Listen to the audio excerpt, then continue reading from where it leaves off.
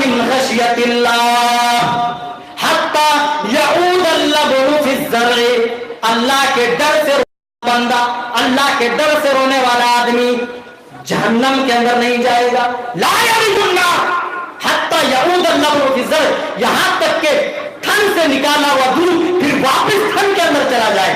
جس طریقے سے دودھ تھن سے نکال لینے کے بعد واپس تھن میں نہیں ڈالا جا سکتا ہے اور ڈالنا ممکن نہیں ہے، اسی طرح اللہ کے ڈر سے رونے والا شخص جہنم کے اندر نہیں جائے گا. جس طریقے سے دوہا ہوا دودھ واپس تھن کے اندر نہیں ڈالا جا سکتا ہے، اسی طرح اللہ کے ڈر سے رونے والا آدمی، آنسو بہانے والا شخص جہنم کے اندر نہیں جا سکتا ہے. اور فرمایا وَلَا يَجْتَمِعُ غُبَارٌ فِي سَبِيلِ اللَّهِ وَدُخَانُ جَهَنَّمَ، اور میدان جہاد میں اڑنے والے گرد و غبار اور جہنم کا دھواں یہ بھی اکٹھا نہیں ہو سکتے ہیں. ذرا اندازہ لگائیے، یعنی ایک مجاہد بھی جہنم کے اندر نہیں جائے گا. پتہ یہ چلا ایک مجاہد کا جو مقام ہے وہی مقام اللہ کے ڈر سے رونے والوں کا مقام ہے.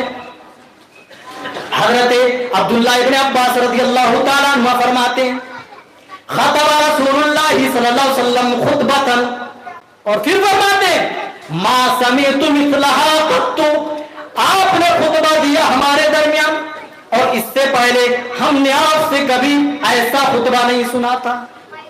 اس طرح آپ نے خطبہ دیا، اس سے پہلے کبھی آپ کی زبان سے ایسا خطبہ ہم نے نہیں سنا تھا. اور آپ خطبے کے اندر ارشاد فرماتے فقال، آپ نے فرمایا صحابہ کرام کی جماعت کو آپ نے مخاطب فرمایا اور ارشاد فرمایا میرے صحابہ کرام کی جماعت، لو تعلمون، کہنے والی ذات معصوم ہے، غلطی نہیں کر سکتے، اور ان لوگوں سے کہا جا رہا ہے جن کے بارے میں اللہ نے اپنی رضامندی کا سرٹیفکیٹ نازل فرما دیا ہے. وَكُلًّا وَعَدَ اللَّهُ الْحُسْنَى، تمام صحابہ کرام کے بارے میں ہمارا یہ عقیدہ ہے کہ اللہ تعالیٰ نے جنت ان کی قسمت میں لکھ دی ہے، اللہ تعالیٰ نے ان کا مقدر جنت بنا دیا ہے.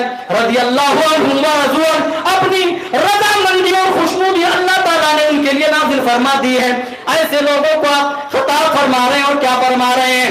لو تعلمون، اے میرے صحابہ کرام کی جماعت، ما عالم، جو میں جانتا ہوں وہ تم جان لیتے تو لضحکتم قلیلا ولبکیتم کثیرا.